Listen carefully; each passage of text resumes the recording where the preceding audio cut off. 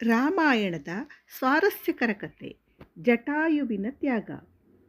ಅರಣ್ಯದಲ್ಲಿ ಶ್ರೀರಾಮ, ಸೀತೆ ಮತ್ತು ಲಕ್ಷ್ಮಣರು ವಾಸಿಸುತ್ತಿದ್ದರು.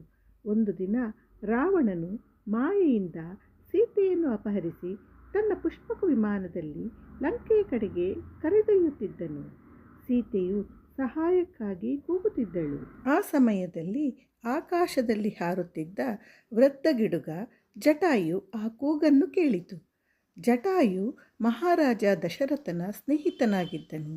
ಜಟಾಯು ತಕ್ಷಣ ರಾವಣನ ಮುಂದೆ ಬಂದು, ರಾವಣ, ನೀನು ಮಾಡುತ್ತಿರುವುದು ಅಧರ್ಮ, ಸೀತಾಮಾತೆಯನ್ನು ಕೂಡಲೇ ಬಿಡುಗಡೆ ಮಾಡು ಎಂದಿತು. ರಾವಣನು ಕೋಪದಿಂದ ನಕ್ಕನು. ನೀನು ಒಬ್ಬ ವೃದ್ಧ ಪಕ್ಷಿ, ನನ್ನನ್ನು ತಡೆಯಲು ಸಾಧ್ಯವೇ ಎಂದು ಹೇಳಿದನು. ಆದರೆ ಜಟಾಯು ಹೆದರಲಿಲ್ಲ. ತನ್ನ ಪ್ರಾಣದ ಹಂಗು ತೊರೆದು ರಾವಣನೊಂದಿಗೆ ಯುದ್ಧ ಆರಂಭಿಸಿತು. ಜಟಾಯು ತನ್ನ ಬಲವಾದ ಕೊಕ್ಕು ಮತ್ತು ರೆಕ್ಕೆಗಳಿಂದ ರಾವಣನ ಮೇಲೆ ದಾಳಿ ಮಾಡಿತು. ಕೆಲ ಕ್ಷಣಗಳ ಕಾಲ ರಾವಣನ ಪುಷ್ಪಕ ವಿಮಾನವನ್ನೇ ತಡೆಯಿತು. ರಾವಣನಿಗೆ ಕೋಪ ಹೆಚ್ಚಾಯಿತು. ಕೊನೆಗೆ ತನ್ನ ಖಡ್ಗದಿಂದ ಜಟಾಯುವಿನ ರೆಕ್ಕೆಗಳನ್ನು ಕತ್ತರಿಸಿದನು. ಗಾಯಗೊಂಡ ಜಟಾಯು ಭೂಮಿಗೆ ಬಿದ್ದಿತು.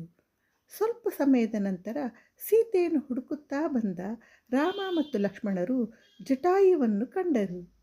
ಜಟಾಯು ತನ್ನ ಕೊನೆಯ ಉಸಿರಿನಲ್ಲಿ ನಡೆದ ಘಟನೆಯನ್ನು ವಿವರಿಸಿ ರಾವಣನು ಸೀತೆಯನ್ನು ಲಂಕೆಯ ಕಡೆಗೆ ಕೊಂಡೊಯ್ದನು ಎಂದು ಹೇಳಿತು.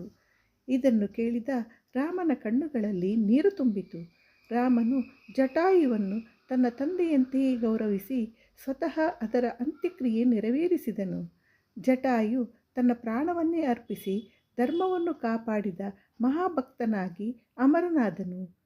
ಕಥೆಯ ನೀತಿ: ಧರ್ಮಕ್ಕಾಗಿ ಮಾಡಿದ ತ್ಯಾಗ ಎಂದಿಗೂ ವ್ಯರ್ಥವಾಗುವುದಿಲ್ಲ. ವಯಸ್ಸು ಮುಖ್ಯವಲ್ಲ, ಧೈರ್ಯ ಮತ್ತು ನಿಷ್ಠೆಯೇ ಮುಖ್ಯ. ರಾಮನಿಗಾಗಿ ಪ್ರಾಣ ಕೊಟ್ಟ ಜಟಾಯುವಿನ ಹೆಸರು ಇಂದಿಗೂ ಭಕ್ತಿಯಿಂದ ಸ್ಮರಿಸಲಾಗುತ್ತದೆ. ಈ ಕಥೆಯು ನಿಮಗೆ ಇಷ್ಟವಾಗಿದ್ದರೆ ದಯವಿಟ್ಟು ನಮ್ಮ ಚಾನಲನ್ನು ಲೈಕ್ ಮಾಡಿ, ಶೇರ್ ಮಾಡಿ, ಸಬ್ಸ್ಕ್ರೈಬ್ ಮಾಡಿ ಪ್ರೋತ್ಸಾಹಿಸಿ. ಧನ್ಯವಾದಗಳು.